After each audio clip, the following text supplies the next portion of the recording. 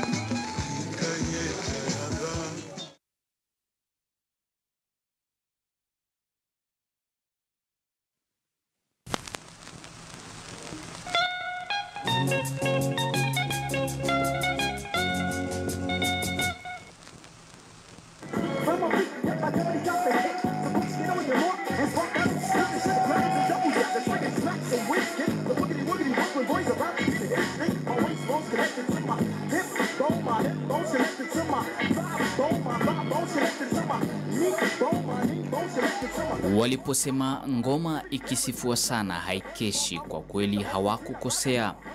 Muziki wa kinanda ama ukipenda kwa lugha nyingine Santuri ulitambulika sana miaka ya zamani. Wanasema wakati muziki ulikuwa ni muziki, ni muziki uliochezwa enzi zile za wazee wetu, na pindi lilipoingia wimbi kubwa la teknolojia tekelezi, mambo yalianza kubadilika na chombo hiki kikaanza kupoteza umaarufu. Wapenzi wake wakasalia na wingu kubwa la upweke. Kukawa na mwamko mpya wa ala za muziki kama vile kanda na santuri za kidijitali maarufu CDs.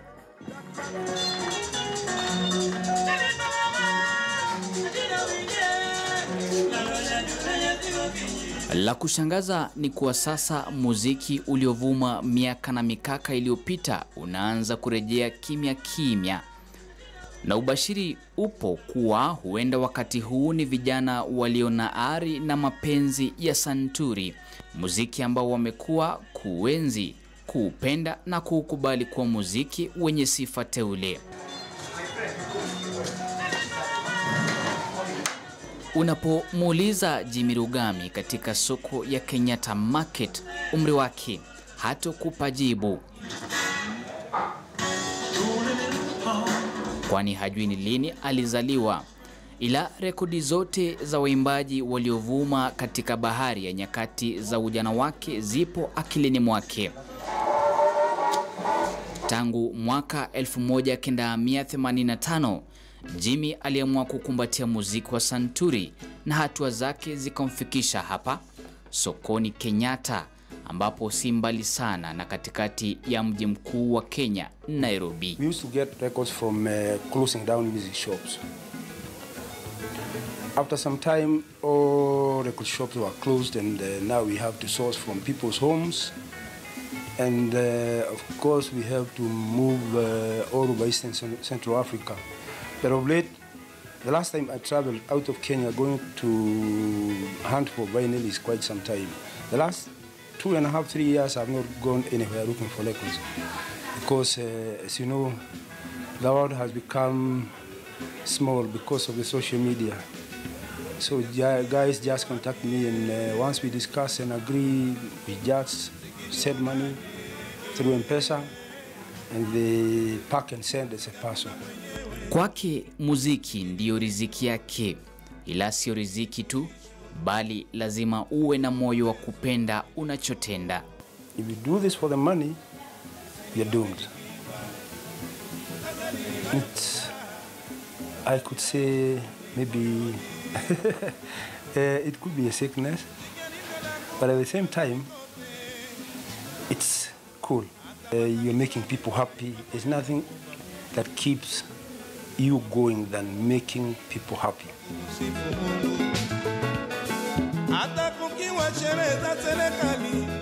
Dukani humu ana jamaa huyu ambaye kawaida kazi yake huwa ni kufufua mashine zilizokwama kutoka kwa wateja wa muziki wa Santuri wanaotamani kutumbuiza nafsi. He was still on this vini and once akipata customer anataka maybe a little bit of repair, he used to call me.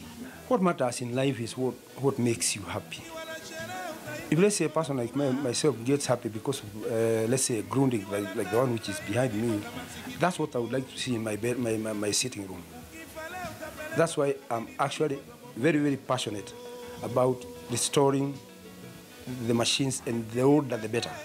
Duka la Jimmy ni kama makavazi. Sahani za muziki wa Santuri ziko zimesheheni maduka yake. Mashine za muziki ni za enzi za kale kama vile gramophone, mashine ya kwanza kabisa ya Santuri kuanza kutumika. Matumizi yake kawaida unazungusha kidude hiki hadi sahani lipate kasi, na unapokiachilia basi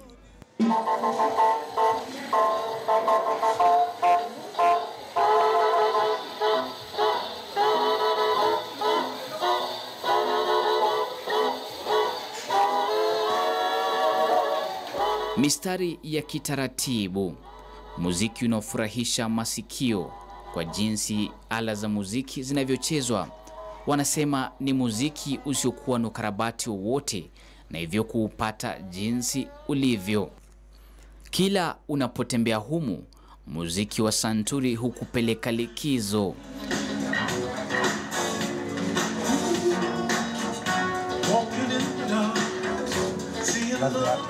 Vibao vya kiasili kama vile bendi ya Super Mazembe,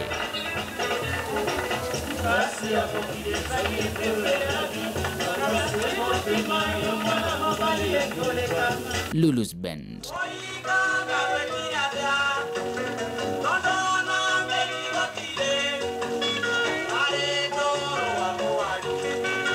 mwanamuziki Musyoki Mutaiti,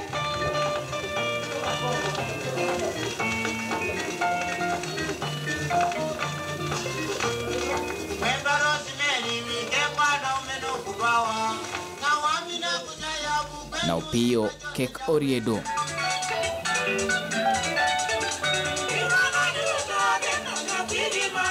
Lakini ni nini tofauti ya muziki wa Santuri na muziki wa kidijitali? You are playing from a format which you are sure is not pirated, from the original source, and the art of doing it, the fun. Once the stylus hits the record, it's like it commands you, don't dare touch me more till I'm done. This new format is a disadvantage to artists. It's killing artists. Well, it's sad. Kila Jumapili jamii ya wapenzi wa muziki wa Santuri, The Create Society, hukongamana katika eneo la Kengeles, mtaa wa Lavington, kutumbuizwa na kuoshwa nyoyo na wacheza Santuri ama ukipenda DJs. Kwa mara nyingi muziki unaochezwa hapa ni muziki ulioishi kwa zaidi ya miaka 60 hivi. Samuel Ombasa, mcheza Santuri, ndiye nahodha wa jumuiko hili, akiwa ambaye amekita zaidi katika muziki wa jazz na soul.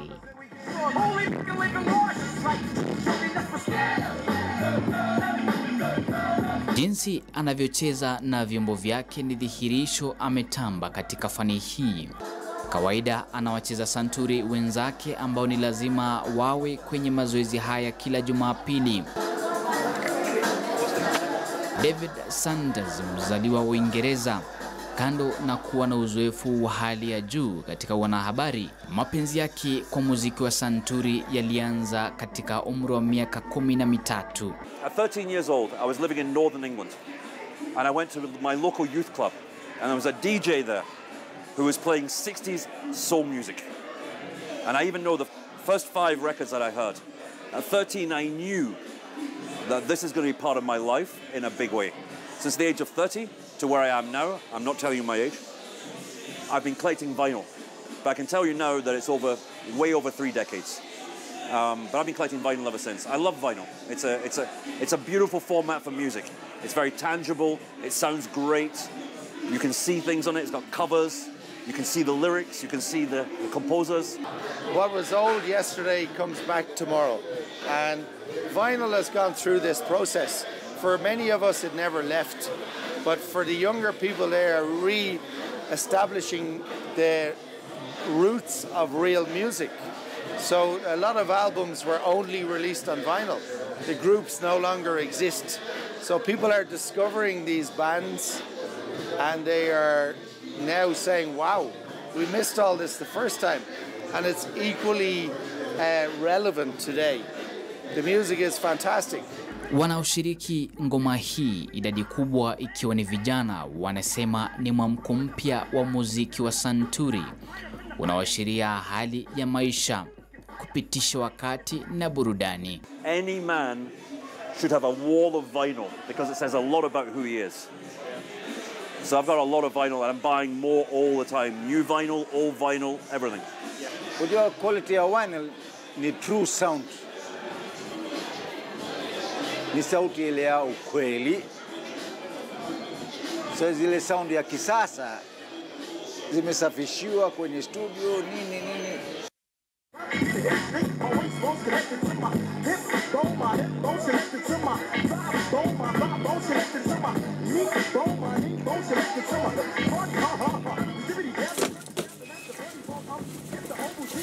Nyumbani kwake Sam Mombasa amehifadhi vizuri sahani za muziki wa santuri zipatazo 2000 hivi. Baadhi ya muziki huu mara nyingi anaagiza kutoka mataifa ya kigeni kutokana na uhaba wa sahani zenyewe hapa nchini. I was never like a DJ. I never wanted to be a DJ. I was just a collector. I mean, I just wanted to collect, but later on I found out that the best DJs from back in the days used to use records in so many styles and so many techniques they would use, and that's where my interest came in. Anasema ni muziki ambao sio wengi wanautambua. Kizazi cha sasa idadi kubwa hawana ufahamu wa muziki wenyewe. Wachache wanatambua utamu wake na wengine wanauona muziki wa wazee. I grew up listening to vinyl. My neighbors all the time were listening to vinyl. So growing up, later on, I picked up on it because it sort of brought back memories, and I was interested in it. What motivated me is like, I don't know, I would say, when you play a record, you hear that crackle in the background. And that's like what really motivated me. Wakati nimeanza kugeuka. Nasikia bwana. Hizo ma flash disk na nini ndio nimekubali, lakini ma teknolojia bwana inapeleka simbele kabisa. Lakini zile vitu za kitambo zinarudia tena. There's no satisfaction like showing kids how it started. This is something that they only see in the movies but once they see it practically, it's very satisfying. Andrew Waithaka, mwanawe Jimmy Rugami, ameamua kufuata nyayo za babake. Mapenzi ya muziki wa santuri yamemkwea, na licha ya kazi yake ya uhasibu, amepiga moyo konde kuimarisha kazi ya babaki. I make sure I come here every Saturday and I try and sort and dig as much vinyl as I can find, and I sample the music here and I'm appreciating. So I hope maybe over time I'm going to grow in love with the vinyl music and maybe even own some vinyl records myself.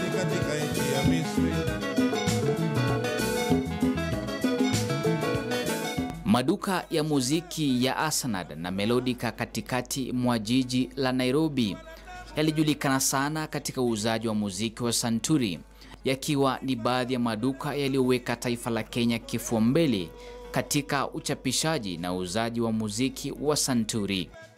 Ni katika miaka hiyo ya 70 na 80 ambapo taifa la Kenya lilikuwa uti wa mgongo wa muziki wa Santuri. Waimbaji kutoka mataifa jirani ya Tanzania, Uganda, Jamhuri ya Demokrasia ya Kongo na mataifa ya Afrika ya Kati wote walitegemea Kenya kurekodi muziki. Kenya's got as much of a history of vinyl music as any other country in the world. Japo kampuni ya kurekodi muziki ya Melodica ingali na kaza kamba kurekodi muziki, sio muziki wa Santuri. Wamesalia tu kuuza rekodi zilizorekodiwa miaka na mikaka iliyopita. For many years, even VOK was playing lots of music both from Africa and from around the world. So if you wanted to get that vinyl, typically people would go to shops like Asanan's down in Moy Avenue and buy lots and lots of vinyl. Shirika la utoaji muziki la Sony huko Japan mwezi jana limetangaza kwamba litaanza kuchapisha upya muziki kwenye sahani la Santuri. Asubuhi ya muziki wa Santuri sasa inatarajiwa kuzua mashindano makali kati ya muziki wa Santuri na muziki wa dijitali. Washaanza kurudi nyuma bwana. Hizo ma hip hop nini ma rap nini na ma techno nini hizo zitapotea. There are a lot of records even here in Nairobi alone. And surprisingly, even in the slums. I get lots of records from the slums. I have no fear of, let's say, saying there are no more records in the next maybe 20, 30 years. I'm certain of that. Kenya inaongoza katika nafasi ya pili katika ukuaji wa muziki hapa barani Afrika. Taifa la Afrika Kusini likiwa linaongoza. Lakini wanalotilia shaka wachezaji wa muziki wa Santuri ni kuwa muziki wa sasa haudumu muda mrefu na huenda hautaishi sana kama vile muziki wa Santuri. The sound is not the same. For a vinyl fan, the sound is warm, it is unique, and also what people miss is when you collect vinyl, you pass on to the next generation. Wakati ule hakuna hata CD ama laptop kama siku hizi. Unaona bwana? Lakini siku hizi bado na hizo vinyl siku hizi zitatokea. Tena nakwambia wale ma DJs wa laptop na CDs. Hiyo mazee utaanza kubeba mzigo karibu.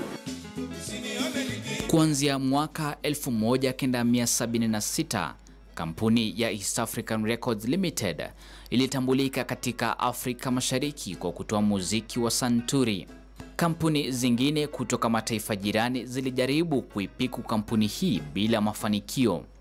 Mnamo mwaka 1981 EAR ikachapisha milioni 2.4, idadi ambayo ilipunguka mwaka 1988 hadi milioni 1.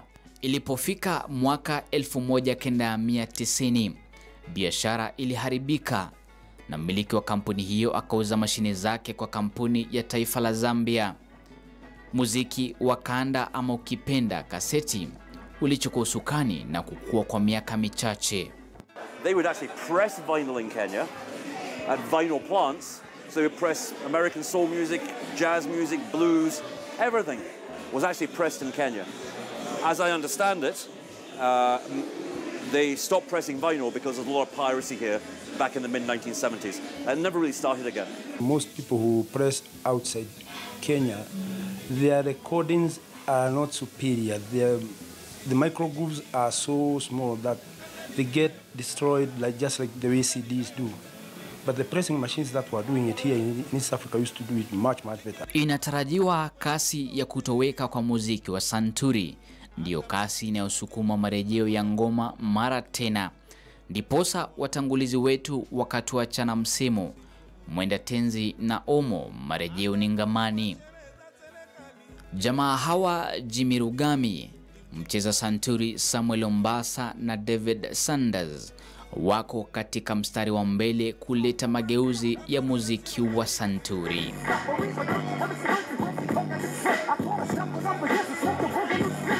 Nicholas Wambua, makala ya Hekaya za Santuri, KTN News.